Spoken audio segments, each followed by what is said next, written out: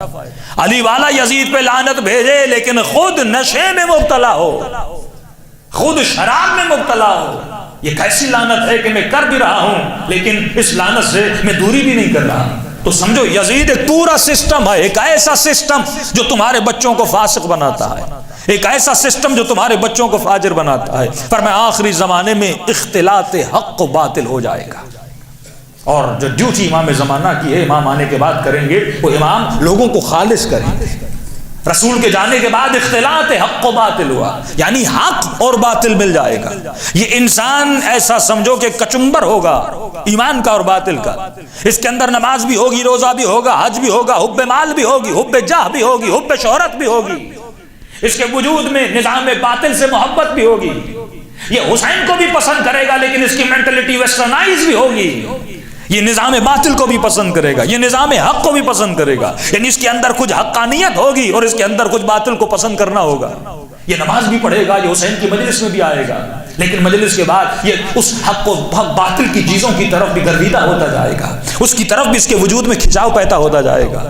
کہ فرمایا انسان سورہ فجر پڑھے، میں نے کہا کہ یہ سورہ فجر سورہ حسین ہے، علماء فرماتے سورہ فجر کو سورہ حسین بھی کہہ سکتے ہو، کہ اللہ کہتا ہے کچھ لوگ ایسے ہیں جنہوں نے مال جمع کیا، وعددہ، یہ مال کو جمع کرنا عیب نہیں ہے، لیکن مال کو جمع کر کے تعدد میں لانا، مال کو حد سے زیادہ بڑھانا۔ ایک گھر اللہ نے دیا ہے اور مال جمع کرو دوسرا گھر بناؤ، اور مال جمع کرو تیسرا گھر بناؤ۔ واللہ وہ عمراء، وہ جو سسٹم اشراف گری کے اندر رہتے ہیں، جو مال جمع کرنے کے بعد پھر اور وعدد، قرآن کہتا ہے یہ مال تو جمع کرتا ہے، ایک گھر بنایا، دوسرا گھر بنایا، تیسرا گھر بنایا۔ یہ بالکل ایسے ہے کہ سسٹم یزید پہ لعنت تو بھیج رہا ہے پر خود اسی یزیدی سسٹم میں رہ رہا ہے۔ اللہ کہتا ہے یہ مال، اس نے یہ سوچا تھا کہ اخلد یہ ہمیشہ دنیا میں رہے گا، کہ تیرے لیے ایک گھر کافی نہیں تھا کہ تو گھر پہ گھر بناتا جا رہا ہے۔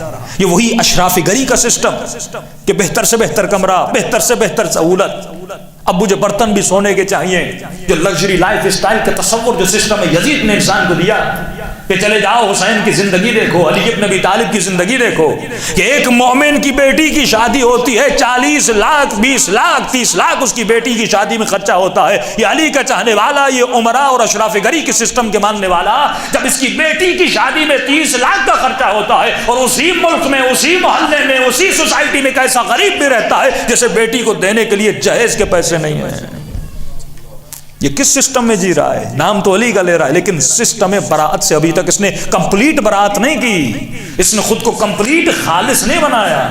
یہی تو وہ جنگ تھی، یہی تو وہ نعرہ تھا جو علی ابن ابی طالب رسول خدا کے جانے کے بعد فرمایا طلحہ اے زبیر تجھ سے علی کی عدالت برداشت نہیں ہوگی۔ عبید اللہ ابن عباس کو جب مولا علی کے پاس بیت المال مولا نے دینا چاہا، جتنا بیت المال اسے دیا اتنا اس کے غلام کو دیا۔ علی یہ کیا کر رہے ہو؟ جتنا مجھے دے رہے ہو اتنا میرے غلام کو دے رہے ہو، کہ یہی میرے رسول کی عدالت تھی۔ میں نے پہلے دن سے تمہیں کہا تھا تمہیں علی کی عدالت پسند نہیں آئے گی، عدالت علی لوگوں کو برداشت نہیں ہوتی تھی۔ ذرا پڑھو کون سا صحابی کتنا مالدار تھا اور اس 20 سالوں میں 28 سالوں میں اس کے پاس مال کتنا آ گیا، جس میں اتنی تفریق بڑی کہ عجم کا وظیفہ اور تھا، عرب کا وظیفہ اور تھا۔ بات تو یہاں تک آ گئی جب نبی کی ازواج میں بیت المال کو تقسیم کرنے کی باری آئی، جو بیوی زیادہ جوان تھی اسے زیادہ دیا جاتا تھا، جو بوڑھی تھی اسے کم دیا جاتا تھا۔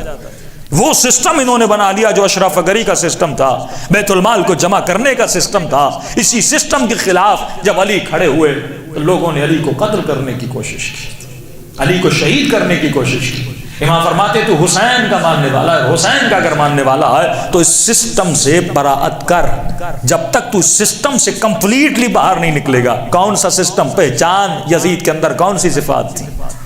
جتنا تو ایمان کے قریب ہوتا جائے گا اتنا خدا تجھے خالص کرتا جائے گا۔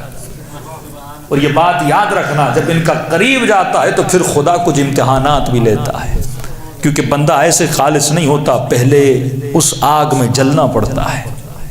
ہاں، پہلے اس گندگیوں کو، ناخالصیوں کو اپنے وجود سے اتارنا پڑتا ہے۔